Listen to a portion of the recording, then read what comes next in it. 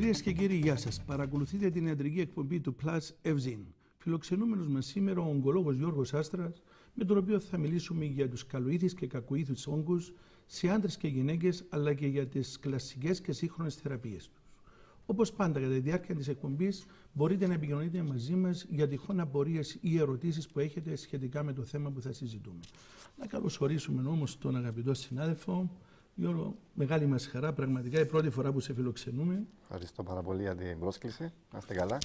Ένα μεγάλο θέμα που θα έλεγα και πολύ έτσι ραγδαίες εξελίξεις θα έλεγα. Θα το έλεγα και θέμα ταμπού, δεν ξέρω αν άλλαξε κάπως, θα το συζητήσουμε στην πορεία. Αλλά να αρχίσουμε με ένα γενικό σχόλιο, δίνοντας, αν μπορούμε να δώσουμε έναν ορισμό, τι είναι καλοήθης όγκη και τι είναι η κακοήθης όγκη, η καρκίνη. Να ξεκινήσω από λίγο πιο πριν, από τη λέξη καρκίνος, γιατί υπάρχει μια γενική αντίληψη ότι είναι μία αρρώστια. Δεν είναι μία αρρώστια, είναι πολλές αρρώστιες κάτω από την ίδια ομπρέλα. Δυστυχώς, όταν λες τη λέξη καρκίνος, όπως είπες και εσύ πριν, ο όρος και η λέξη διακατέχεται από ένα μεγάλο ταμπού, ειδικά στη χώρα μας. Είναι κάτι το οποίο εμείς οι ογκολόγοι προσπαθούμε να αντιμετωπίσουμε και να βοηθήσουμε τον κόσμο να καταλάβει ότι υπάρχουν διαφορετικά είδη καρκίνου, διαφορετικά είδη όγκων και διαφορετικά είδη αντιμετώπισης. Το πιο σημαντικό είναι ότι υπάρχουν τρομακτικές εξελίξεις στον τομέα της ογκολογίας τα τελευταία χρόνια, τελευταία 5 με 10 χρόνια. Το άλλο που θέλω να αναφέρω εδώ πέρα είναι ότι δύο περιπτώσεις δεν είναι ποτέ το ίδιο. Είναι σημαντικό οι ασθενείς να καταλάβουν ότι ο καρκίνος σαν λέξη δεν αντικατοπτρίζει όλο το φάσμα και όλους τους ασθενείς. Δεν είναι όλοι οι ίδιοι και δεν είναι όλους η πρόγνωση τους η ίδια και δεν είναι το κάθε περιστατικό, το λέμε εμείς, ότι είναι ξεχωριστό και αντιμετωπίζεται ξεχωριστά. Πλέον φτάσαμε σε μια εποχή όπου μιλάμε για εξατομικευμένες θεραπείες. Και πάω πίσω να σου απαντήσω στην ερώτησή σου.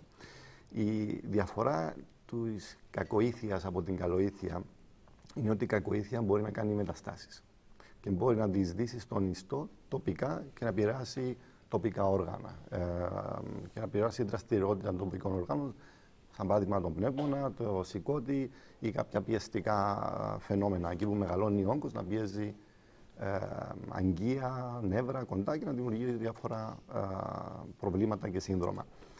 Το σημαντικό είναι, που θα πρέπει να καταλάβει ο κόσμος, είναι ότι ένας καλοήθης όγκος δεν είναι απαραίτητα κακός.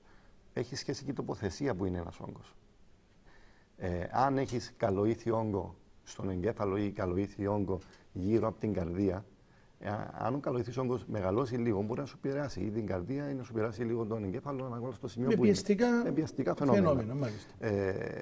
Όσον αφορά την κακοήθεια και τους καρκίνους που λέμε συνήθως, το πρόβλημα είναι οι μεταστάσεις πάντα. Μάλιστα. Γιώργο, αν μου επιτρέπεις εδώ, να συμπλήρω, έξω, αν κάνω λάθος, αν θυμάμαι καλά, ο καρκίνος είναι γνωστός από τον καιρό του Ιπποκράτη, που δόθηκε και το όνομα, διότι έμοιαζε με καβούρι, με κάτι προεκβολές, με τις δαγκάνες του καβουριού. Δεν είναι έτσι? Σωστά, πολύ σωστά. Για να μην... δεν είναι κάτι καινούριο. Δεν είναι κάτι καινούριο. Απλώς τώρα με τις διαγνωστικές μεθόδους μπορούμε εύκολα να το διαγνώσουμε. Άρα και με... Δεν είναι μόνο αυτό. Πλέον, σαν ανθρώπινο γένος, ζούμε και παραπάνω χρόνια. Μάλιστα. Το προσδόκιμο αυξήθηκε και με τις καινούργιες θεραπείες. Ανθρώποι με μεταστάσεις μπορεί να ζήσουν πάρα πολλά χρόνια με αυτές τις μεταστάσεις. Παλιά δεν γινόταν αυτό. Παλιά ακούγαμε τους παππούδες μας που λέγανε για 6 μήνες. Έχει καρκίνο και έζησε 6 μήνες. Πλέον δεν το συζητάμε καν αυτό. Μάλιστα. Τώρα, τους καλοήθους όγκους τους βάλαμε, Γιώργο, έτσι, για να τονίσουμε στον κόσμο ότι ο γιατρός είναι αυτός που θα αποφασίσει αν κάτι, μια κρεατοϊγεία παραδείγματος χάρη που προεξέχει και είναι καλοήθης όγκος, δεν χρήζει κάτι περαιτέρω. Άρα υπάρχουν και καλοήθης όγκοι που, παραδείγματος χάρη, πολύποδες, κάποιοι πολύποδες στο έντερο, οι οποίοι μπορεί να εξαλλαγούν. Αυτό το τονίζουμε, θα το πούμε και στην πορεία, ότι η πρόληψη είναι πολύ σημαντικό και στην ειδικότητα τη δική σας. Είναι το πιο σημαντικό. Μάλιστα. Τώρα,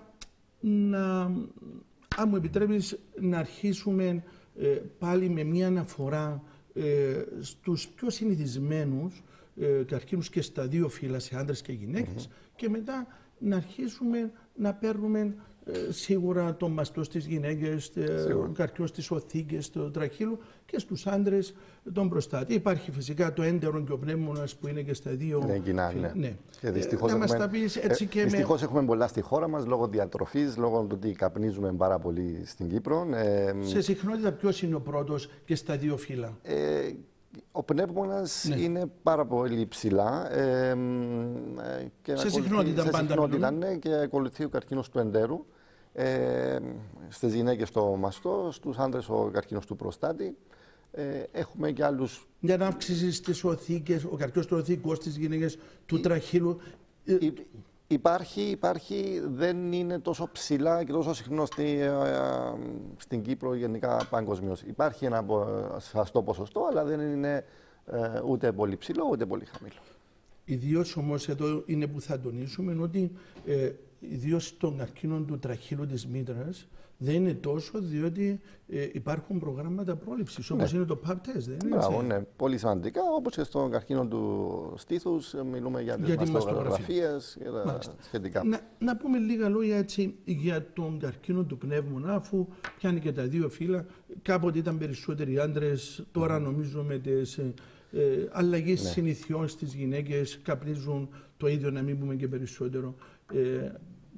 Πώς, σε ποιες ηλικίες εκδηλώνεται, ποιες είναι οι αιτίες? Ξέρουμε ότι δεν υπάρχει αιτία γνωστή, αλλά υπάρχουν κάποιοι παράγοντες που βοηθούν στην εξέλιξη.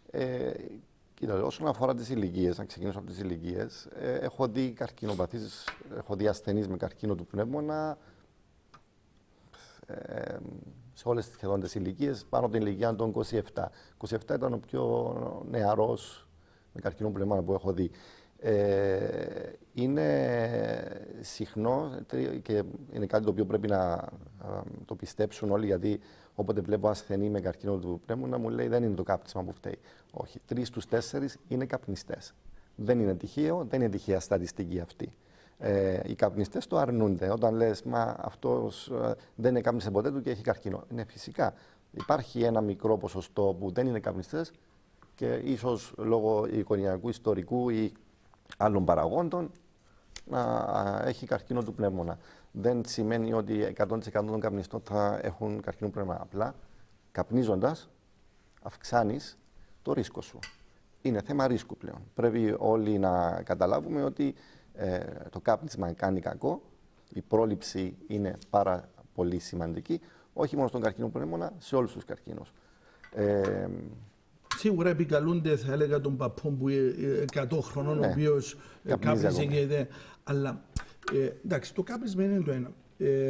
Μίλησες και για εξελίξεις, φυσικά θα τα πούμε σιγά σιγά, παίρνοντας μία-μία τις παθήσεις. Υπάρχουν κάποια άλλα τεστ. Σαν για τον μαστό ξέρουμε ότι υπάρχουν γονιδιακή εξέταση που να βλέπουμε ότι προδιαθέτει. Μιλάς για τον καρκίνο του πνεύμονα. Μιλούμε να παίρνουμε έναν. Ξεκινήσω από τον καρκίνο του πνεύμονα. Έχουν γίνει 3 μελέτες τα τελευταία χρόνια, οι οποίες μιλάνε για low CT, low resolution CT, το οποίο ο αξονικός τον κάνουμε σε ασθενείς ψηλού ρίσκου. Ας πούμε, έχω ένα καπνιστή που καπνίζει 5-6 πακέτα την ημέρα, τότε φροντίζεις να υπάρχει ένα follow-up με αξονικό, με ακτινογραφίες, ώστε να κάνεις μια σχετική πρόληψη. Υπάρχει και ένα καινούριο τεστ το οποίο γίνεται στην Αμερική, το οποίο είναι με σάγιο, αλλά δεν έχει ακόμη το FDA, το Food and Drug Administration, δεν το έχει αποδεχτεί ακόμη σαν valid για διάγνωση. Αλλά γίνονται κλινικές δοκιμές. Μάλιστα. Γιώργο, τώρα για τον καρκίνο, να λέμε και λίγα πράγματα, να τα παίρνουμε για να βάλουμε και τους τηλεθεατές στη συζήτησή μας. Τώρα, έκανες ήδη ένα διαχωρισμό και πολύ σαφής ο διαχωρισμός. 3 στους 4 είναι και καπνιστές. Οι καπνιστές πρέπει να κάνουν κάποιες εξετάσεις, να μπούμε στην ουσία, στο ζουμί δηλαδή. Κάθε πόσο καιρό πρέπει να κάνω έστω και μια απλή ακτινογραφία ή κάτι άλλο που να μπορούμε να το προλάβουμε. Εμείς λέμε γενικότερα, όταν κάποιος καπνίζει, όταν είναι υπέρβαρος, αυξάνει τα ρίσκα του. Γενικά, για καρκίνους, για καρδιακά προβλήματα και σχετικά, για εμφράγματα. Το θέμα αυτό που λέμε εμείς είναι ότι αυτό που συνιστώ εγώ τουλάχιστον στους δικούς μας ασθενείς ή στους δικούς μου γνωστούς και φίλους, μια φορά το χρόνο κάνετε μια ακτινογραφία, κάνετε τις αναλύσεις σας.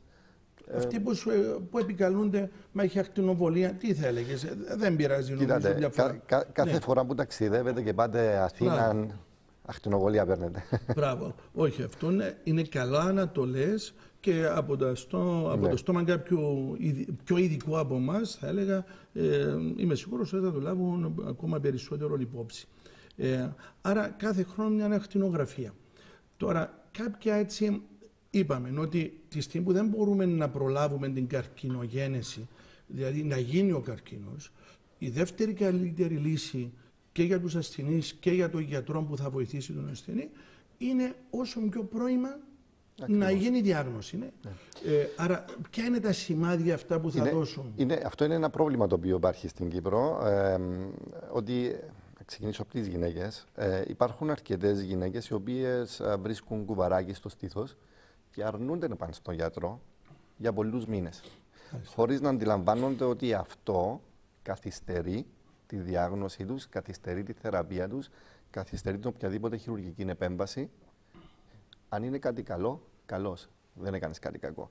Αν είναι όμως όντως καρκίνος αυτό το κουβαράκι στο στήθος, όσο το καθυστερείς, επεκτείνεται, μεγαλώνει και αυξάνει το ρίσκο να σου κάνει μεταστάσεις. Μάλιστα. Να πούμε δύο κουβέντες για το θέμα του πνεύμονα και να μπούμε αμέσως στο μαστό. Ποια είναι τα σημάδια? Καταρχήν, ανάφερες μια ηλικία ότι μπορεί να είναι και μικρές ηλικίες. Δηλαδή, ποιες ηλικίες θα το ψάχνουν λίγο περισσότερο, ή ένας βήχας ο οποίος θα έλεγα επιμένω βήχας 3 εβδομάδες, 4, να μην φτάσουμε στην αιμόπτυση και τα λοιπά. Πότε θα... Ήταν αυτό που θα να πω επομένως, έχω δει ασθενή νεαρών, 41 χρονών, το οποίο του έδινε ο παθολόγος του αντιβίωση για 3 μήνες. Μέχρι να αποφασίσει να πει να του βγάζουμε μια ακτινογραφία, να του κάνουμε ένα αξονικό αυτού του ανθρώπου. Αυτός ο βήχας δεν φεύγει. Αυτή η πνευμονία, την οποία είπε ότι ήταν πνευμονία, δεν ήταν πνευμονία. Ήταν καρκίνος. Μιλούμε όμως για ένα άτομο ο οποίο ήταν καπνιστής από τα 14 του και αντιλήφθηκε και σταμάτησε το κάπνισμα μόλις είχε γίνει η διάγνωση. Είναι πολύ σημαντικό όταν πάτε σε έναν γιατρό και σας πει είναι πνευμονία και πάρετε μια αλφα αντιβίωση, μια δεύτερη αντιβίωση, εκεί να καταλάβει και ο κόσμος ότι πρέπει να το ψάξει λίγο παραπάνω. Ένας βήχας ο οποίος δεν φεύγει, μια αιμόπτυση, δεν πρέπει να μας τρομάζουν, αλλά ίσως θα πρέπει να το διερευνήσουμε περαιτέρω για να προλάβουμε κάτι κακό. Σίγουρα υπάρχουν κατευθυντήριες γραμμές. Να μιλήσουμε με αυτές, διότι εντάξει, οι συνάδελφοι ξέρουν τη δουλειά, τους κάνουν, μπορεί να το συζητήσαν, κάπου να έγινε εκεί στη συνεννόηση κάποιο λάθος. Αλλά θα έλεγα, τι λένε οι κατεύθυνοι? Ένας βήχας μετά από 3 εβδομάδες, και δεν μιλούμε τώρα υπάρχει αλλεργία, τώρα αρχίζει η άνοιξη και βήχουμε κάθε φορά που ανοίγουμε το παράθυρο και αθίζουν τα λουλούδια έξω. Πότε? Το πρόβλημα είναι αυτό, ότι δεν ξέρεις ποιος ασθενής σου έχει άσθμα, ποιος καινούριος σου ασθενής έχει άσθμα, ποιος καινούριος σου ασθενής έχει χρόνιο βήχα, βροχίτιδα, είναι αλλεργικός ή έχει χρόνια αποφρακτική πνευμονοπάθεια. Όλα αυτά είναι προβλήματα τα οποία θα έπρεπε ένας ειδικός να ξέρει να τα έχει υπόψη του. Μπορούν οι ειδικοί, για να είναι σίγουροι, όταν δουν ότι ένας ασθενής δεν ανταποκρίνει σε κάποια αλφα αντιβίωση, να προχωρήσει σε οποιοδήποτε παρακάτω τεστ. Και συνήθως αυτό που προτείνουμε και εμείς οι ογκολόγοι είναι μετά από 2 σετς αντιβιώσεων είναι να το ψάξουμε παραπάνω. Άρα, μετά από 3 με 4 εβδομάδες. Φυσικά μπήκαν και τόσες άλλες αιτίες για το βήχα, Γιώργο. Είναι αυτό που λέμε πέραν της αλλεργίας. Πας για το βήχα και σου δίνει ο γιατρός φάρμακο για το στομάχι, διότι έχεις γαστροεσοφαγική παλιδρόμηση. Ναι. Άρα μετά από 3-4 εβδομάδες ανεξάρτητα της αιτίας που μπορεί ο γιατρός να υποθέσει ότι υπάρχει, να είναι η πρώτη διάγνωση, πρέπει να ψάχνετε λίγο περισσότερο. Αν δεν έχει γίνει μια ακτινογραφία, να γίνει μια ακτινογραφία. Αν υπάρχει κάτι ύποπτο, να γίνει ένας αξονικός. Μάλιστα. Η αιμόπτυση την είπαμε. Τώρα, να πούμε έτσι πολύ σύντομα και εδώ, στον πνεύμονα. Αφού μιλούμε για τον πνεύμονα και θα παίρνουμε ένα-ένα τα όργανα έτσι σύντομα και μετά θα μπούμε και σε λεπτομέρειες. Οι θεραπείες, εκτός από τη χειρουργική, υπάρχει ακτινοβολία, χημειοθεραπεία, τα αποτελέσματα είναι καλά, αλλάξαν. Έχουμε στα τελευταία χρόνια πάρα πολλές καινούργιες θεραπείες και έχουμε καινούργιες κλινικές δοκιμές, οι οποίες δείχνουν καλά αποτελέσματα σε καινούργιες θεραπείες, τις λεγόμενες στοχευμένες θεραπείες. Είναι κάτι καινούρια φάρμακα, μονοκλονικά αντισώματα, τα οποία τα δίνουμε σε ασθενείς οι οποίοι έχουν ορισμένες μεταλλάξεις στα γονίδια τους, στον καρκίνο τους, συγκεκριμένα στον καρκίνο τους, τα οποία έχουν τρομακτικά καλά αποτελέσματα. Και τα χρησιμοποιούμε, οι κατευθυντήριες γραμμές λένε ότι αυτά πρέπει να χρησιμοποιούνται πρώτα και μετά η χημοθεραπεία σε δεύτερη φάση. Καμιά φορά εμείς οι ογκολόγοι βρίσκουμε δυσκολία και ξεκινούμε πιο πριν τη χημοθεραπεία, πριν έρθουν τα αποτελέσματα των τεστ των μεταλλάξεων. Και ο λόγος που το κάνουμε αυτό καμιά φορά είναι επειδή έρχεται ο ασθενής σου και δεν είναι σε πολύ κατάσταση, καλή κατάσταση, δεν μπορείς να περιμένεις μέχρι να βγουν τα αποτελέσματα, πρέπει να δώσεις θεραπεία άμεσα. Μια άλλη εξέλιξη στον τομέα του καρκίνου πνεύμονα είναι οι θεραπείες συντήρησης. Πλέον, όσοι ξέρουν, δίνουμε χημοθεραπείες μέχρι 6 κύκλους συγκεκριμένων σκευασμάτων ανάλογα με το τι είδος είναι ο καρκίνος σου, γιατί όλα αυτά είναι βασισμένα και στον ιστολογικό τύπο του καρκίνου πλέον. Έχει διαχωριστεί σε υπότυπους ο καρκίνος του πνεύμονα, όπως και πρόσφατα ανακαλύψαμε ο καρκίνο του μαστού ότι είναι 10 διαφορετικά είδη καρκίνου του μαστού που υπάρχουν.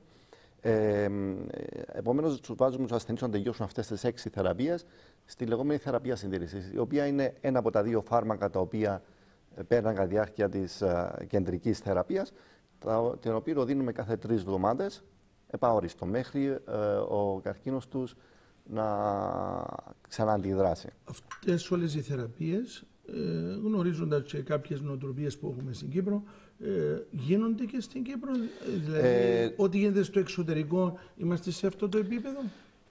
Υπάρχουν στην Κύπρο, οι 6 πρώτες θεραπείες δίνονται δωρεάν από το κράτος, οι θεραπείες συντήρησης δυστυχώς δεν δίνονται από το κράτος. Μπορούν να τις πάρει ένας ασθενής αν έχει ιδιωτική ασφάλιση. Άρα υπάρχει, μάλιστα.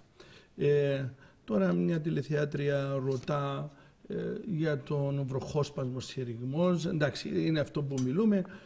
Το πιο πιθανόν μπαίνουμε σε έναν άλλο θέμα του πνευμονολόγου. Για του πνευμονολόγου.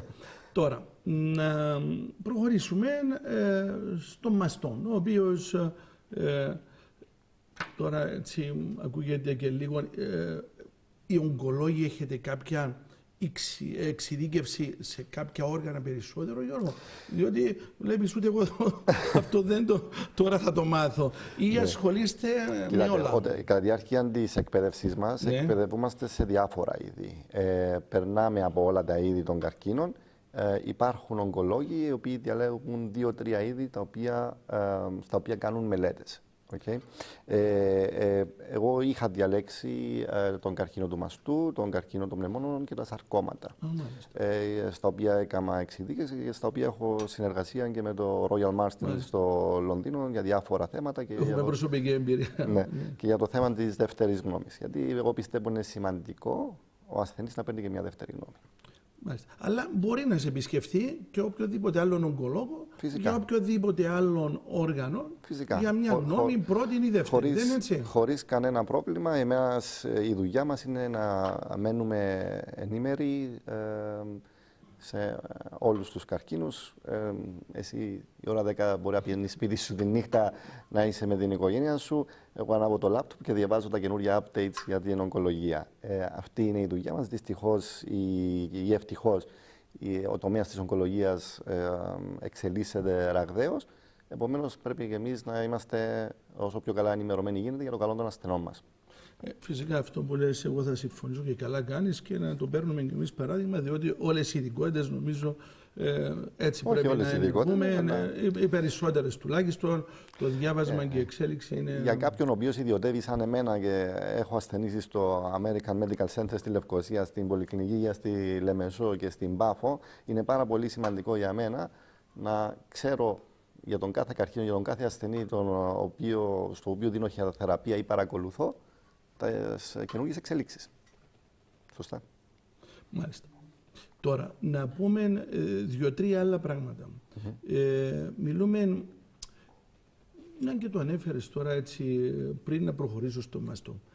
Ποιος είναι ο λόγος που δεν υπάρχουν πολλοί γιατροί με ειδικότητα ογκολογίας?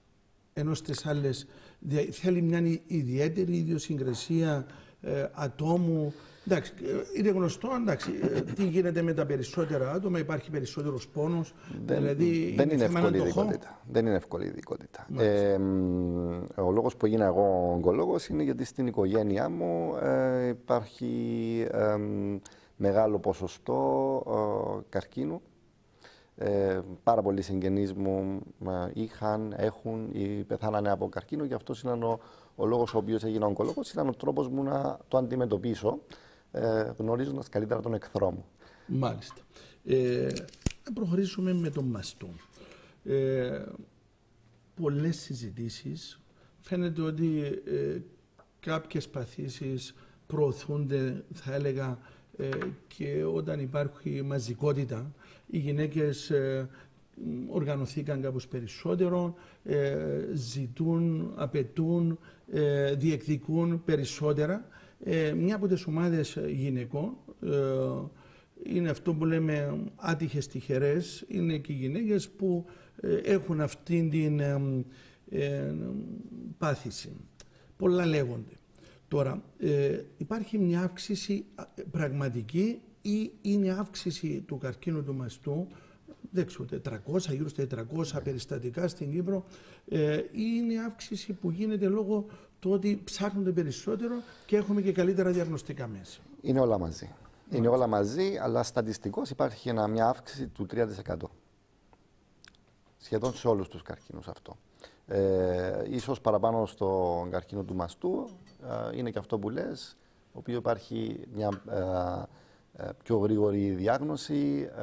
Τώρα, τα τελευταία χρόνια, οι γυναίκες πάνε πιο εύκολα στο γιατρό τους, στο γυναικολόγο τους, για να ανακαλύψουν το τι συμβαίνει και να κάνουν τις σωστές διαγνωστικές εξετάσεις. Επομένως και το βρίσκουν πιο συχνά στα πρώιμα στάδια, που είναι και καλύτερο. Σε ποιες ηλικίες? Λέγονται πολλά ότι κάποιες ηλικίες είναι πιο επιρρεπείς, τα θέματα των ορμονών, τα θέματα της τεκνοποίησης, κάποια πράγματα έτσι. Όλα αυτά που λες, μας τα ξεκαθαρίσεις έτσι. Όλα αυτά είναι παράγοντες. Ας πούμε, μια γυναίκα η οποία αργεί να τεκνοποιήσει έχει αυξημένο ρίσκο. Μια γυναίκα η οποία χρησιμοποιεί ορμόνες ή implants ορμονών επίσης αυξάνει το ρίσκο της για καρκίνο του μαστού, ειδικά όταν αυτός ο καρκίνος που πάει να εξελιχθεί είναι ορμονοθετικός. Σημαίνει ότι τρέφεται από τις ορμόνες. Επομένως, υπάρχουν πολλαπλοί παράγοντες. Η γενετική προδιάθεση, το BRCA 1 και 2, που είναι πάρα πολύ σημαντικό. Είναι ένα τεστ το οποίο γίνεται και στην Κύπρο, αν υπάρχει οικογενειακό ιστορικό με 2 στενούς συγγενείς. Είναι σημαντικό και το βλέπω στην Κύπρο και πολύ καλά διεκδικούν οι γυναίκες τα δικαιώματά τους όσον αφορά στην έγκαιρη πρόληψη, όσον αφορά ένα κέντρο μαστού, το έχουμε ανάγκη σε αυτή τη χώρα, όπως και μονάδες μαστού. Εγώ πιστεύω ότι θα ήταν καλύτερα και κάθε πόλη να έχει το δικό της κέντρο. Γιώργο, εντάξει. Όσο αν ακούγεται γι' αυτό. Εμείς θα μιλήσουμε ιατρικά, αλλά ας το δείξουμε λίγο αυτό το θέμα, διότι εμπίπτει και λίγο στην πολιτική σφαίρα. Ναι. Διότι γίναν πολλές συζητήσεις. Ας μην μιλήσουμε το τι πιστεύουμε εμείς. Να μιλήσουμε με στατιστικά, με έρευνες, με στοιχεία. σε άλλες χώρες που είναι πιο προηγμένες, ας πούμε στην κουλτούρα περισσότερο, διότι δεν θα μιλήσουμε για την ιατρική, που και εδώ τα πάμε καλά. Όταν υπάρχουν αυτά τα κέντρα μας όταν υπάρχει αυτή η ομάδα, αυτό που αναφέρεις, είναι αποδεδειγμένα καλύτερα τα αποτελέσματα? Κοιτάτε, αν έχει ο γιατρός σου καλή επικοινωνία με τον γυναικολόγο, τον παθολόγο, τον ογκολόγο, τον κλινικό ογκολόγο, τον γενικό χειρουργό, τα αποτελέσματα είναι τα ίδια. Φτάνει να υπάρχει σωστή ενημέρωση μεταξύ των γιατρών σου και να ξέρουν και να συμφωνούν για το τι πρόκειται να κάνουν. Πλέον μιλούμε για ομάδες και γιατροσυμβούλια. Κανένα περιστατικό δεν το αφήνουμε έτσι. Εμείς, ή τουλάχιστον η δική μας η ομάδα, συζητάει όλα τα περιστατικά, όπως και τα περιστατικά του καρκίνου μαστού, πριν καν μπουν στο χειρουργείο. Υπάρχουν ενδείξεις ότι αν ένας καρκίνος είναι πιο μεγάλος από 2-2,5 εκατοστά, μπορεί να χρειαστεί χημοθεραπεία πριν το χειρουργείο, για να μειώσουμε και το ρίσκο ή για να γλιτώσουμε ίσως την μαστεκτομή. Κάτι άλλο έτσι που συζητείτε, πότε αρχίζει ο έλεγχος της μαστογραφίας, που είναι ίσως η κύρια εξέταση που θα μας δείξει αν υπάρχει οποιοδήποτε, αν και αφήσαμε κάτι πίσω που από ό,τι ξέρω δεν ξέρω αν πράγματι εσύ έχεις μια άλλη γνώμη, η αυτοεξέταση συστήνεται, αν και κάποιες χώρες λένε ότι δεν αποδίδει τόσο. Πώς είναι τα τελευταία? Κοιτάτε, έχουν γίνει μελέτες για αυτό το θέμα. Το επικρατέστερο πάνελ και συζητήσεις που έχουν γίνει είναι ότι είναι καλό να γίνεται η αυτοεξέταση, τουλάχιστον μια φορά το μήνα. Γιατί μπορεί να κάνεις να δεις τον γυναικολόγο σου ή κάποιον άλλο γιατρό 3-6 μήνες. Έχει κόσμο που κάνει και χρόνο να πάει σε κάποιο γιατρό. Μπορεί να δεν έχει κανένα πρόβλημα. Αλλά μια αυτοεξέταση, αν βρεις ένα κουβαράκι, μπορεί να μην είναι και τίποτα, αλλά είναι καλά να το ελέγξεις.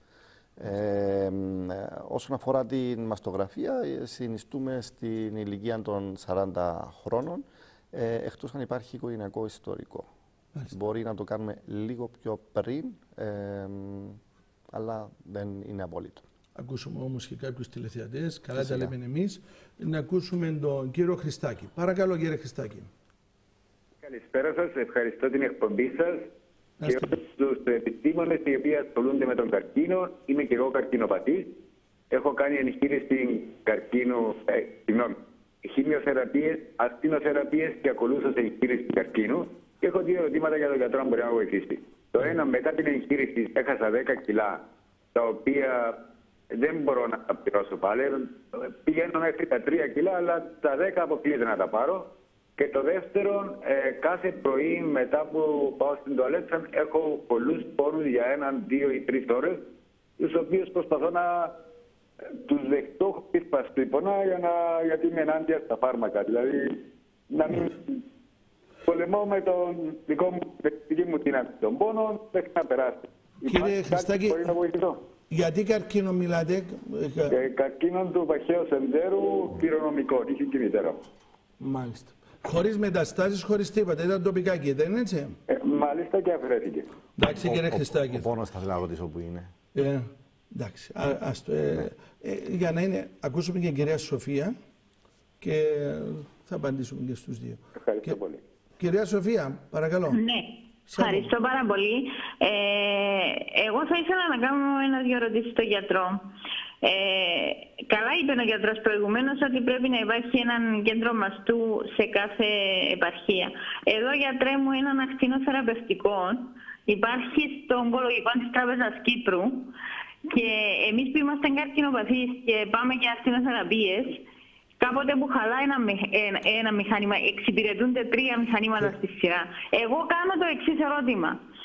Εάν γίνει ένα blackout, αυτοί οι χιλιάδες καρκινοπαθείς από πού θα εξυπηρετηθούν, σας παρακαλώ, με τις ακτινοθεραπείες?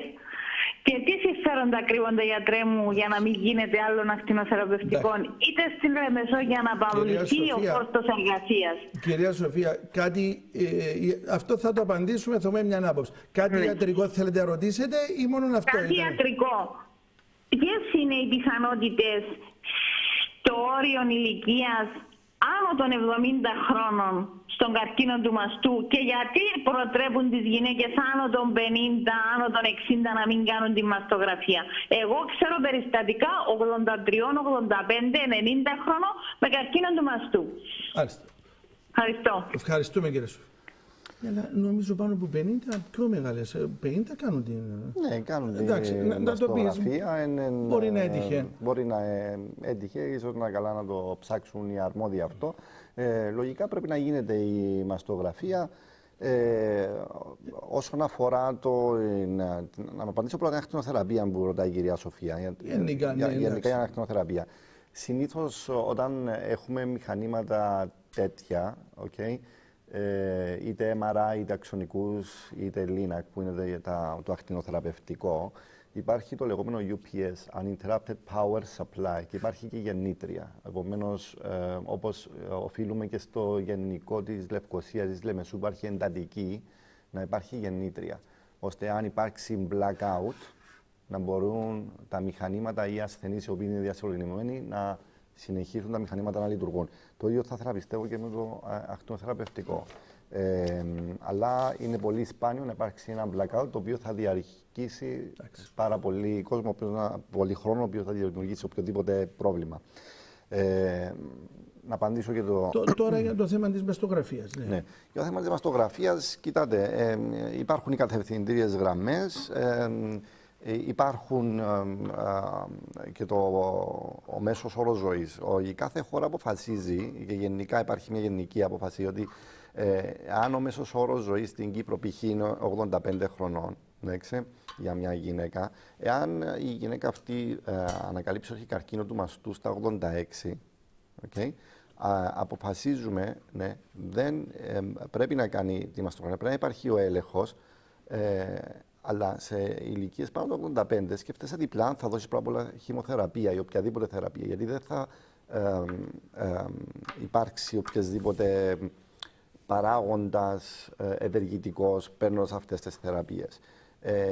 Για τον λόγο ότι πλέον ο κόσμος, εκεί είναι η ηλικία στην οποία ζούμε όλοι, 85, 90, 95. Εγώ συγκεκριμένα έχω ασθενή ο οποίος είναι 94 χρονών. Δεν αποκλείουμε κανένα ασθενή για οποιαδήποτε θεραπεία, ούτε για οποιαδήποτε εξέταση. Αυτό να λέγεται. Μάλιστα. Άρα αρχίζουμε στα 40, εκτός αν υπάρχουν κάποιοι ιδιαίτεροι λόγοι, και γίνεται όπως μας τα είπες εσύ. Γιώργο, να κάνουμε ένα μικρό διάλειμμα, έτσι κάποια δευτερόλεπτα, ένα λεπτό, και θα επιστρέψουμε να συνεχίσουμε και με τους άλλους καρκίνους. Θα συνεχίσουμε με μαστόν, τον πνεύμονα, τον προστάτη, του τραχύλου, των οθικών και του εντέρου. Πάμε όμως έτσι σε ένα σύντομο διάλειμμα.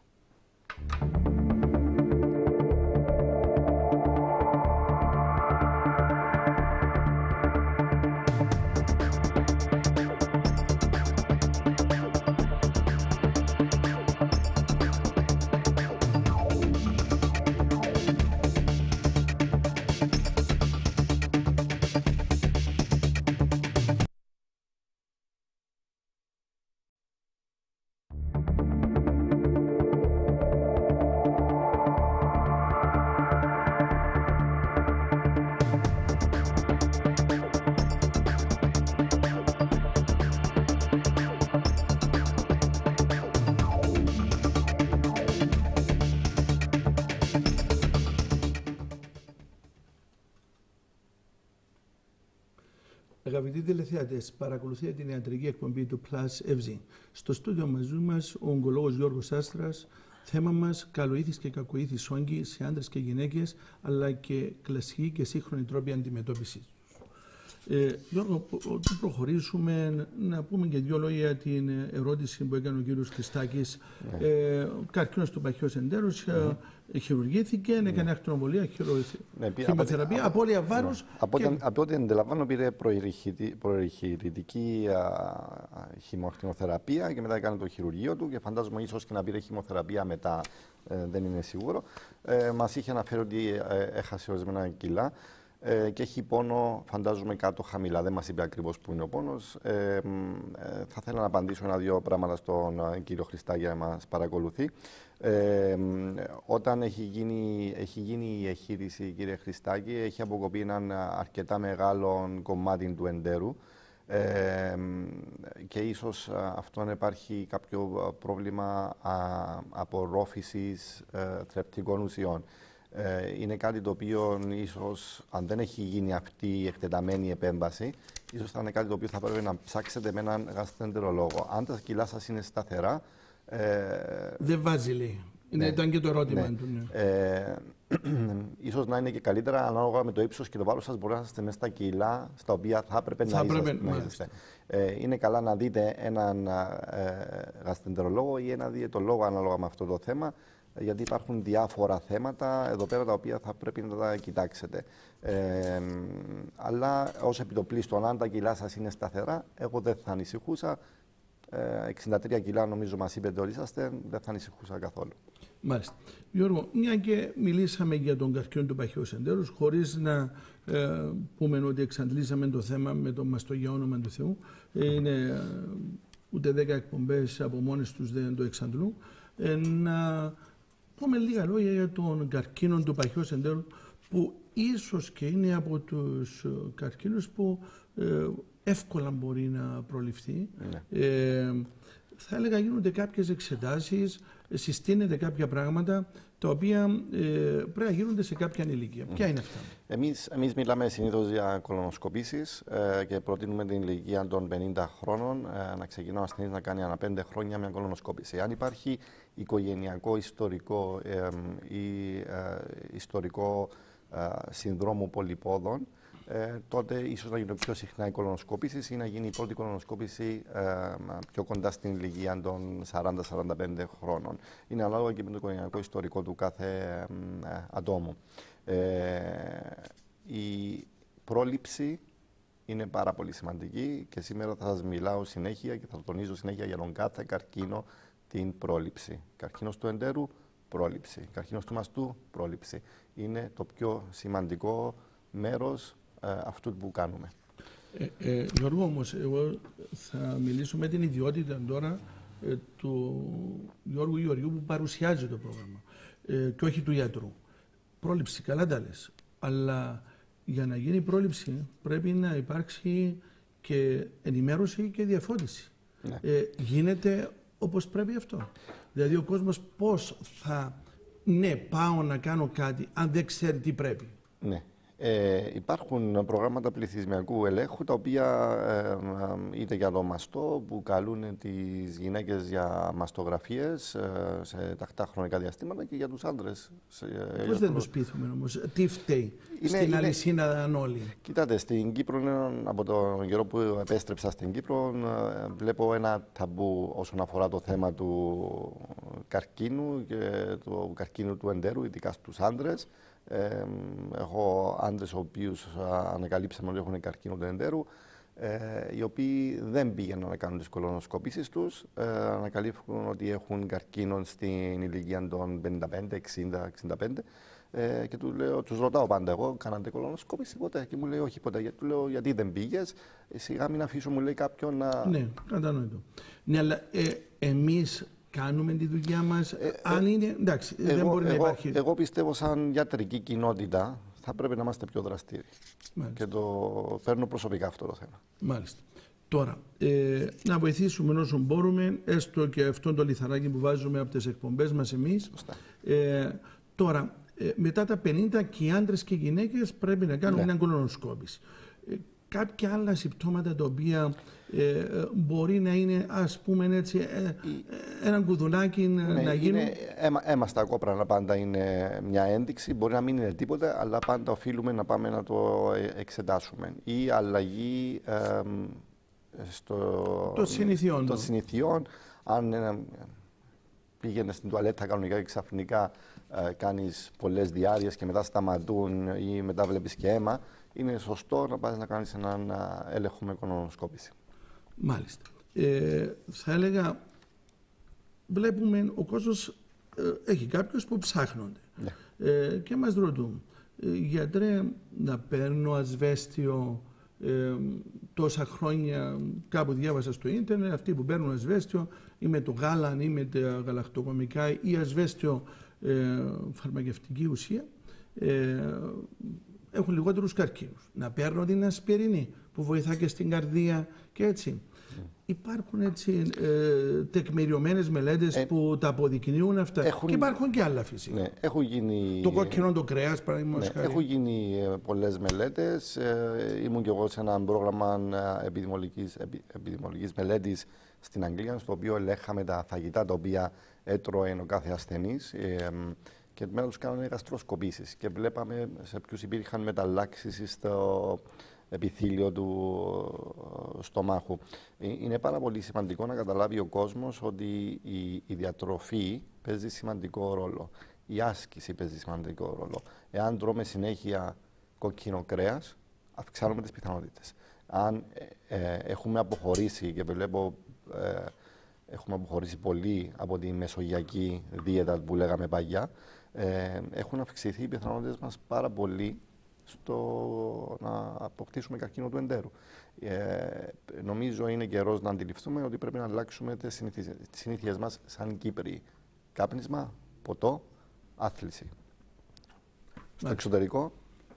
Αυτό αποδεικνύεται και μέσα από ότι βρίσκουμε περισσότερους καρκίνους σε διαφορετικές χώρες και ακόμα και η φυλή παίζει ρόλο. Ναι. Δηλαδή στην Ευρώπη, στην Αφρική, στην Ιαπωνία, στην Αμερική. Δεν είναι έτσι? Ναι, ας πούμε στη Ιαπωνία υπάρχει αυξημένος καρκίνος του ισοφάγου και του στομάχου. Είναι πάρα πολύ γνωστό. Μιλούσαν ή λιγότερο του παχαίου, λιγότερο του παχαίου εντέρου, αλλά αυξημένο του, όντως. Να ακούσουμε και τον κύριο Μιχαλάκη και προχωρούμε. Παρακαλώ. Ναι, καλησπέρα σας. Γεια σου κύριε Μιχαλάκη. Συγχαρητήρια για το πρόγραμμα σας. Ευχαριστούμε πολύ. Εγώ ήθελα να ρωτήσω, ο γιατρός ανάφερε για τη θεραπεία για την πρόληψη. Και βρίσκω από το ίντερνετ τη ξυνής θα λέγεται, τη ξυνήθα που λέμε εμείς στην Κυπριακή. Και το λεμόνι. Τι άποψη έχει ο γιατρός? Για πρόληψη για ποιον καρκίνο ή για γενικούς καρκίνους? Γενικούς καρκίνους. Μάλιστα. Ευχαριστούμε κύριε Μιχαλή. Παρακαλώ. Να είστε καλά. Εντάξει, είναι αυτό που λέγαμε προηγουμένως, αν αυτά είναι τεκμηρωμένα και να το κάνουμε πιο συγκεκριμένο. Εμείς, η κλασική ιατρική κάνει αυτό το λεγόμενο που ονομάζεται evidence-based medicine. Αυτά που δίνουμε, τα φάρμακα τα οποία δίνουμε, οι χημοθεραπείες οι οποίες δίνουμε, έχουν μέσα από κλινικές μελέτες αποδείξει τη δράση τους και το πόσο καλά αποτελέσματα έχουν. Έχουν παρενέργειες, αλλά έχουν καλά αποτελέσματα. Αυτά τα οποία διαβάζω εγώ στο ίντερνετ, είτε είναι λεμόνι, είτε είναι ο μυελός του καρχαρία, είτε είναι το δηλητήριο του μπλε σκορπιού ή οτιδήποτε άλλο, αυτά δεν έχουν τεκμηριωθεί και μπορώ να σας πω και από προσωπική εμπειρία ασθενή μου, ο οποίος τα έπαιρνε, σταμάτησε τις χημοθεραπείες, δεν λειτουργούν. Okay. Εδώ είναι ένα άλλο πολύ μεγάλο θέμα, διότι οι δυο νομίζω έχουμε αρκετές εμπειρίες με την ιατρική. Πραγματικά άτομα τα οποία ταξιδεύουν για πολύ μακρινές χώρες να αφήνουν την κλασική θεραπεία για να πάρουν, εντάξει, δεν θα έλεγα, δεν μου αρέσει να πω εκμετάλλευση του ανθρώπινου πόνου, εντάξει, δεν μπορώ να σκεφτώ ότι υπάρχουν τέτοιοι άνθρωποι, αν και υπάρχουν, για να με θεωρηθώ και που ζω, εντάξει. Αλλά, Γιώργο, εμένα μου αρέσει να μιλάω ίσια και θα σου το πω ίσια, εντάξει. Όλοι οι ασθενείς μου με ρωτούσαν για κάποιον στη Λάρνακα, ο οποίος. Ας μην μιλήσουμε για όχι, θέλω να το μιλήσω αυτό το θέμα, γιατί με παίρνουν και τηλέφωνο και με ρωτάνε και μου στέλνουν. Χωρίς ονόματα, σε παρακαλώ, χωρίς ονόματα, φυσικά. Και χωρίς πόλεις. Ότι ανακάλυψε τη θεραπεία του καρκίνου. Και ρωτώ στους ασθενείς μου, όσο καλά με ξέρετε εμένα, αν εγώ ανακάλυπτα τη θεραπεία του καρκίνου, θα την έκρυβα και θα την είχα κρυμμένη στη Λευκοσία ή σε οποιοδήποτε άλλη πόλη της Κύπρου, δεν θα την έδινα σε όλο τον κόσμο? Είναι πολύ απλό αυτό, Γιώργο. Ένας γιατρός, ο οποίος είναι γιατρός, θέλει να γιατρεύει, όχι να εκμεταλλεύεται. Σίγουρα δεν είναι δουλειά μας εμάς, είναι δουλειά μας να ενημερώνουμε, αλλά είναι δουλειά κάποιον άλλο να σταματήσουν αυτά τα φαινόμενα, διότι ο κόσμος στον πόνο του ψάχνεται. Και να συμπληρώσω κι εγώ κάτι εδώ, χάνονται περιουσίες ολόκληρες χωρίς ιδιαίτερο αποτέλεσμα, άσε που μπορεί να μειώνεται και το προσδόκιμο. Εμείς να πούμε στα ιατρικά μας. Ναι. Να μιλήσουμε έτσι για τις γυναίκες λίγο περισσότερο, μια και έχουμε και κάποιους κοινούς φίλους σε αυτήν την περίπτωση που με τα χαράς λέμε ότι πάνε και πολύ καλά, έγιναν πολύ σωστές θεραπείες, διαγνώσεις. Να μιλήσουμε λίγο για τον καρκίνο των οθικών και του τραχύλου της μήτρας, η οποία πραγματικά, ιδίως του τραχύλου της μήτρας, που πραγματικά μπορούμε να προλάβουμε σε προκαρκινικά στάδια και να τα θεραπεύσουμε. Έχει βγει και το εμβόλιο τώρα, το οποίο θα δίνουμε στις νεαρές. Και εδώ ήθελα να το συζητήσουμε λίγο. Στις νεαρές τις κοπέλες, και οι κλινικές μελέτες έδειξαν ότι είναι πάρα πολύ καλό στην πρόληψη και συνιστάται να το κάνουμε. Από ποια ηλικία γίνεται αυτό? Νομίζω μπορεί από την ηλικία των 12 να ξεκινήσει. Αν δεν κάνω. Είναι δύο διαφορετικά εμβόλια. Μιλούμε των ανθρωπίνων κονδυλωμάτων. Για το HPV αυτό. Ναι. Τώρα, για τον καρκίνο του τραχύλου. Και θα μιλήσουμε και για τις οθήκες. Εκτός του pap test, που είναι πραγματικά, και χαιρόμαστε που ο Έλληνας το ανακάλυψε αυτό, σίγουρα τελειοποιήθηκε, έγιναν κάποια πράγματα. Υπάρχει κάτι άλλο που πρέπει να γίνεται πέρα αυτού, και πότε πρέπει να γίνεται και με ποια, θα έλεγα, έτσι, συχνότητα? Κοιτάτε, ευτυχώς οι γυναίκες επισκέφτονται συχνά τον γιατρό τους. Μια γυναικολογική εξέταση επιβάλλεται για ευνόητους λόγους, είτε για το pap test, είτε για ένα γενικό έλεγχο. Αν υπάρχει οποιαδήποτε ένδειξη, τότε πάντα εμείς συνιστούμε ένα περαιτέρω σκάν ή ένα MRI σκάν της περιοχής για να είμαστε πιο σίγουροι. Υπάρχουν, και εδώ θα ήθελα να μιλήσω για τους καρκινικούς δείκτες. Είναι μια αιματολογική εξέταση με διάφορους δείκτες για διάφορους καρκίνους, τους οποίους μπορούμε να κάνουμε, που κάποτε μας αποκαλύπτουν αν υπάρχει, παραδείγματος χάρη, καρκίνος των οθικών. Δεν είναι απόλυτη ένδειξη. Σου δείχνει μια πιθανότητα. Το να έχεις ανεβασμένο ένα καρκινικό δείκτη πλην του PSA, του καρκίνου του προστάτη, δεν είναι απόλυτο. Γιατί υπάρχουν πολλές παθήσεις που μπορούν να σου ανεβάσουν ένα καρκινικό δείκτη. Τι θα έλεγα εδώ, διότι υπάρχει μια διχογνωμία και συζητιέται, διότι εντάξει, δεν είναι μεγάλο το κόστος. Σίγουρα ξέρουμε ότι οι περισσότεροι δείκτες παίζουν ρόλο όταν υπάρχει ο καρκίνος και γίνεται η θεραπεία, και πρέπει να μειώνεται ώστε μια ένδειξη της καλής πρόγνωσης. Αλλά θα έλεγα, αφήνουμε τα λεφτά. Κάποιος μπορεί, ή μπορεί, που λέμε, το κράτος αύριο. Εσύ θα τους εσύστηνες να γίνονται καρκίνος το 15-3, το 125, το 72-4, το 19-9, αυτοί που πιάνουν το καρκινοευρικό που μιλούσαμε. Ποια είναι η εμπειρία σου? Η εμπειρία μου είναι ότι αυτό αποφέρει στρες. Και κάποτε αχρίαστο στρες στους ασθενείς ή στον πληθυσμό γενικότερα. Αυτό που συνιστήνω εγώ και που κάνω και εγώ ίδιος είναι ότι κάθε χρόνο την ημέρα των γενεθλίων μου κάνω αναλύσεις αίματος. Και κάνω και τους καρκινικούς δείκτες. Το κάνω για μένα. Αν βρω ποτέ κάτι ψηλό, θα το διερευνήσω. Ένας όμως χαμηλός δείκτης, π.χ. το CEA, που είναι για το καρκίνο του εντέρου, αν είναι χαμηλό, δεν σημαίνει ότι δεν έχεις καρκίνο του εντέρου. Σίγουρα είναι εξηγάζω. Ναι, έχει καρκίνους οι οποίοι δεν εκκρίνουν το αντίγωνο. Αυτό είναι ξεκάθαρο. Δεν υποκαθιστά το κολονοσκόπηση, κατά πόσο όμως Αν πούμε ότι είναι 5 ευρώ, αν το κάνεις, είναι κάτι. Κοιτάτε, δεν συνιστάται από τις γενικές κατευθυντήριες γραμμές της Αμερικής, δεν συνιστάται να γίνονται καρκινογενείς δείχτες. Δεν συνιστάται. Γιατί για πολλούς παράγοντες. Ασθενείς, ας πούμε, με Crohn's disease ή με ελκώδη κολίτιδα, το CA τους είναι ανεβασμένο. Δεν σημαίνει.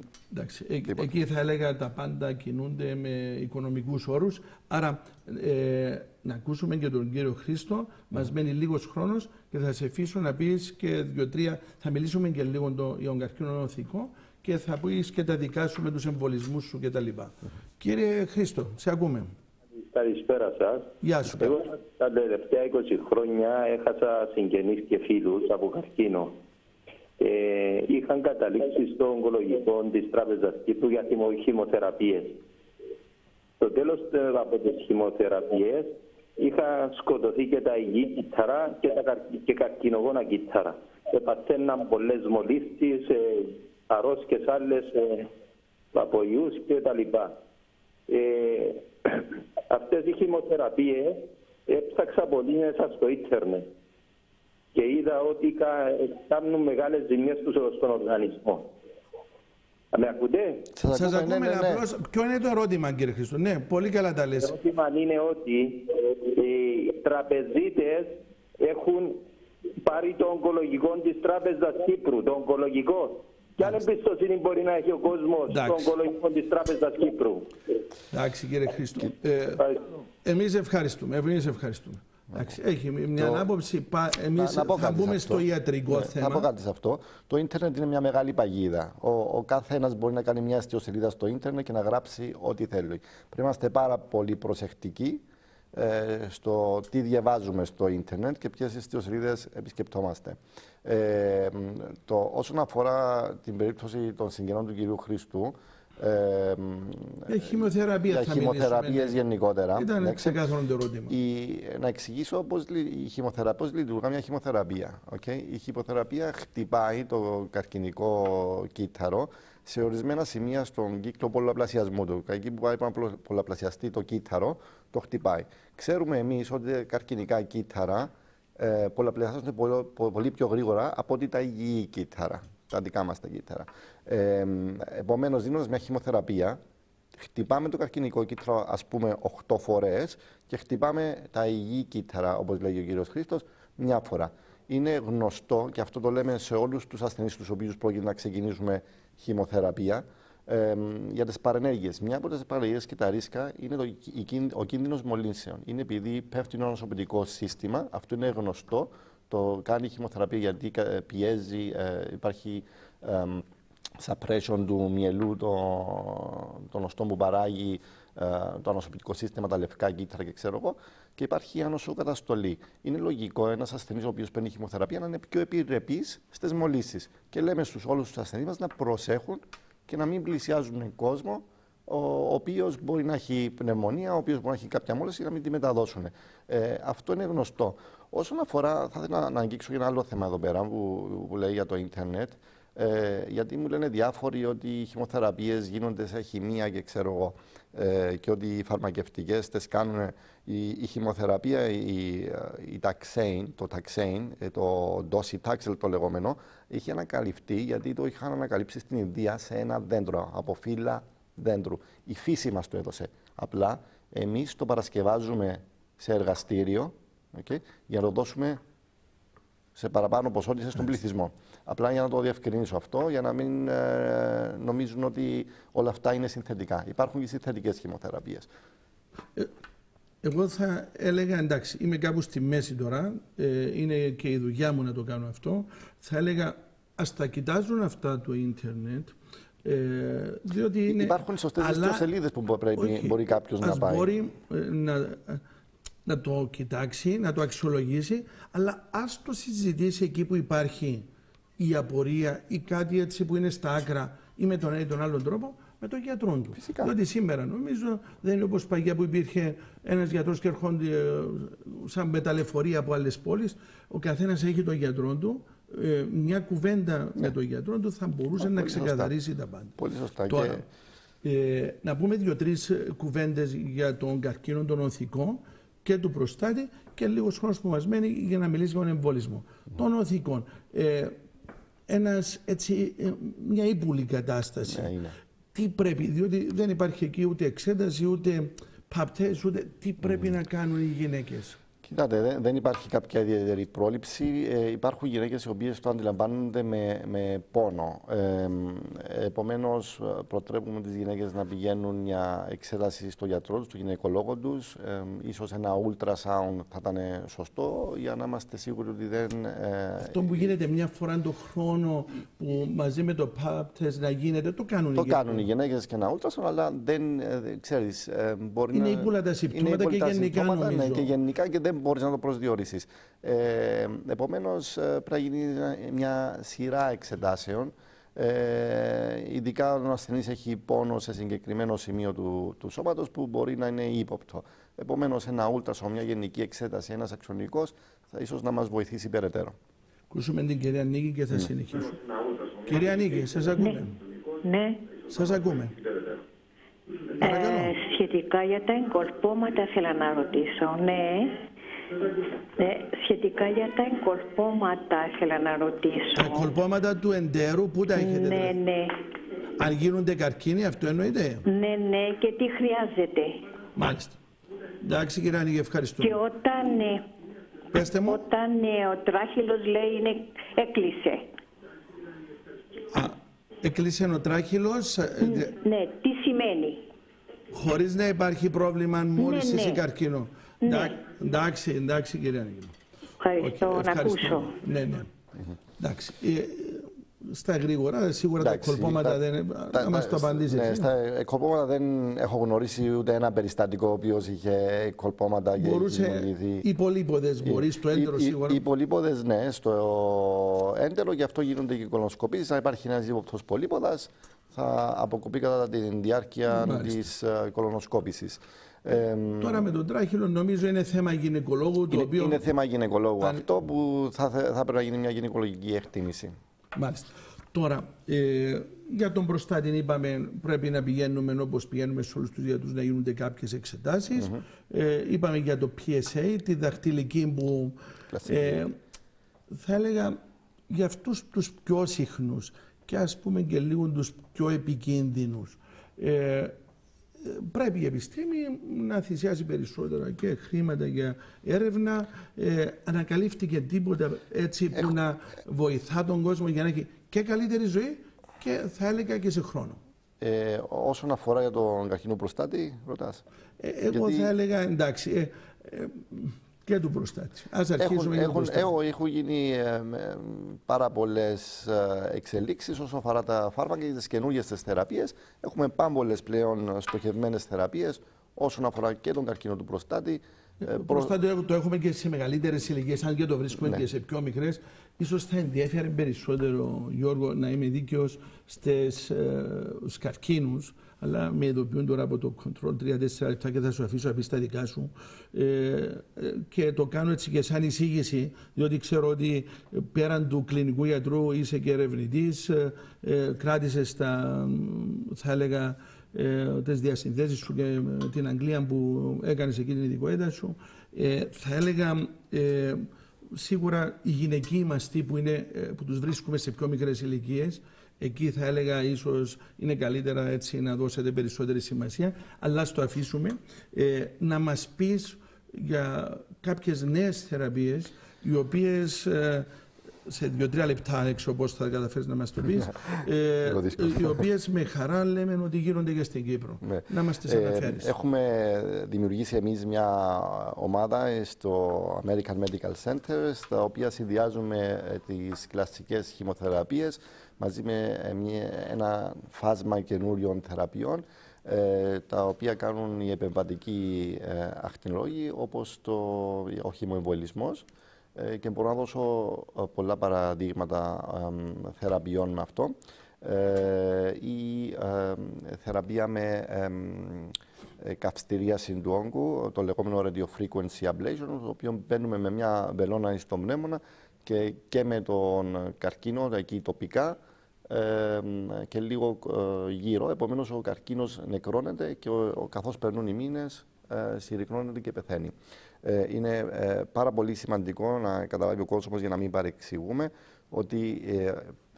με την άνεση σου έχουμε ακόμα 2-3 λεπτά. Ναι, είναι ο ογκολόγος μαζί με τον πνευματικό ακτινολόγο, γενικά η ομάδα πρέπει να αποφασίσει και να διαλέξει ποιοι ασθενείς είναι οι καταλληλότεροι για αυτές τις θεραπείες. Δεν είναι θεραπείες που μπορεί να τις κάνεις σε όλους τους ασθενείς. Εμείς αναλαμβάνουμε πάρα πολύ δύσκολα περιστατικά, έχουμε πάρα πολλές επιτυχίες, αλλά φυσικά, όπως είναι γνωστό, με τον καρκίνο κάποτε νικάς, κάποτε χάνεις. Ευτυχώς τις πλήστες φορές νικούμε. Δυστυχώς όμως ο κόσμος ακούνε πάντα τα κακά περιστατικά. Υπάρχουν πάμπολα καλά περιστατικά στα οποία ο κόσμος, οι ασθενείς νίκησαν τον καρκίνο και ζουν και συνεχίζουν τη ζωή τους κανονικά. Μα νίκη θεωρείται, νομίζω, και η καλή ποιότητα ζωής, ναι, και η επινίκηση της ζωής. Πάρα δηλαδή, πολύ σημαντικό. Για να είμαστε δίκαιοι. Τώρα λες και εσύ, τα λες με το όνομα τους. Φτάσαμε σε σημείο να μιλούμε για πλήρη νίαση σε ορισμένους καρκίνους. Ναι. Έχετε συνεργασία, αυτά συμβαίνουν και στα τα μηχανήματα και αυτοί οι τρόποι θεραπείας, οι πιο νέοι, έστω και σε αυτά τα εξειδικευμένα περιστατικά, υπάρχουν και στα κρατικά νοσοκομεία.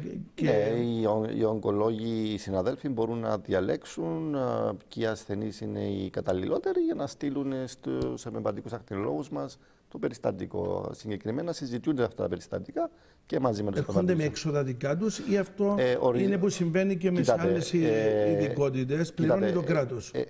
Κάνετε κάποια σύμβαση εκεί πέρα? Εμείς δεν κάνουμε καμία σύμβαση. Το κράτος ή το ογκολογικό της Τράπεζας Κύπρου, οι ογκολογικοί συναδέλφοι εκεί πέρα αποφασίζουν ότι αυτός ο ασθενής θα έπρεπε να κάνει χημοεμβολισμό ή radiofrequency ablation και το στέλνουν στον ειδικό επεμβατικό ακτινολόγο, ο οποίος κάνει τη θεραπεία.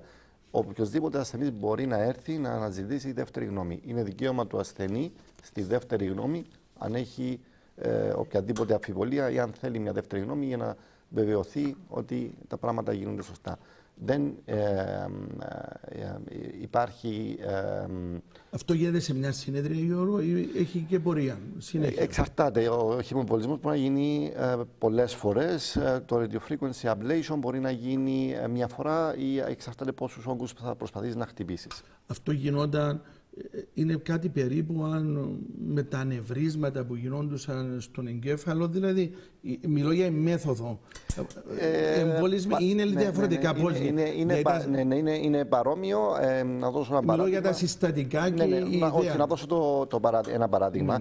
Έχουμε ένα ασθενή εμείς, ο οποίος έχει πολλαπλές μεταστάσεις στο σηκώτη.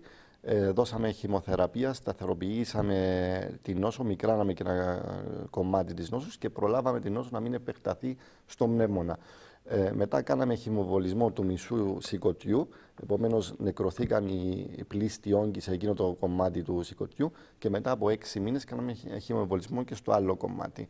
Επομένως μιλούμε για ένα ασθενή τώρα ο οποίος ζει κανονικά τη ζωή του, πάει στη δουλειά του και αν τον γνώριζες τώρα, δεν θα καταλάβαινες ότι έχει καρκίνο. Συνεχίζει η ζωή του κανονικά. Φυσικά τον έχουμε υπό παρακολούθηση, πολεμάμε τον καρκίνο. Κάποτε τον βάζουμε σε χημοθεραπεία όταν δούμε ότι προσπαθεί να μας κάνει έξαρση ο καρκίνος. Μετά του δίνουμε χρόνο αναπαύσης. Γίνεται με γενική αναισθησία αυτό και πόσο κρατάει? Ο χημοβολισμός γίνεται με τοπική αναισθησία.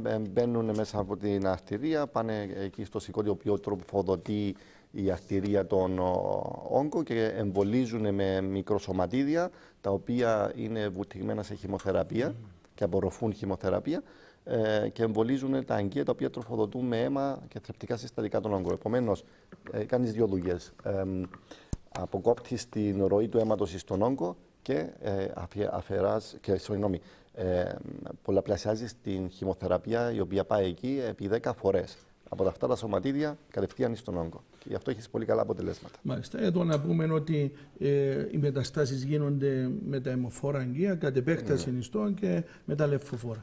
Τώρα, 30 δευτερόλεπτα, όχι περισσότερο, το μήνυμα σου πραγματικά σε έναν τόσο δύσκολο θέμα.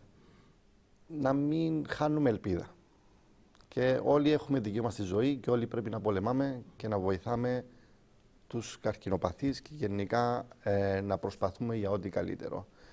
Αν υπάρχει οποιοδήποτε σημάδι ή σύμπτωμα, παρακαλώ να δείτε τον γιατρό σας. Η πρόληψη είναι το πιο σημαντικό πράγμα. Σε ευχαριστήσουμε πραγματικά. Ακούσαμε σημαντικά και χρήσιμα. Εδώ να πούμε στους τηλεθεατές μας, πραγματικά απολογούμε διότι έχουμε πάρα πολλές ερωτήσεις. Έχει και τώρα γραμμή, θέλαν να μείνουν ανώνυμοι. Θα έλεγα όμως ότι σε έναν άλλο πρόγραμμα είναι και μια αρχή από την εκπομπή μας να ξεπεράσουν αυτούς τους ενδιασμούς και να μιλούν. Είναι ένα πρόβλημα που δεν πρέπει να ντρέπονται. Ακόμα και αυτοί που σε εισαγωγικά φταίνε για να πάθουν κάτι, δηλαδή ο καπνιστής για όνομα του Θεού, τι σημαίνει φταίει, αλλά δεν πρέπει να το μιλούν, διότι είναι μια πάθηση η οποία βοηθούν οι γιατροί, η ομάδα των γιατρών, αλλά πρέπει να βοηθάει και η κοινωνία να το αποδεχτεί, ώστε να μπορεί να μας εντάξει όλους δίπλα τους. Είναι πολύ σημαντικό. Η απομονώση είναι ίσως το χειρότερο. Ευχαριστώ πάρα πολύ. Εγώ σας ευχαριστώ. Κυρίες και κύριοι, εδώ φτάσαμε στο τέλος της εκπομπής μας. Πραγματικά σε ένα δύσκολο θέμα. Θερμές ευχαριστίες στον γιατρό μας, να έχει κουράγιο, να βοηθά τον κόσμο. Ιδιαίτερες όμως ευχαριστίες σε όλους εσάς που μας παρακολουθήσατε.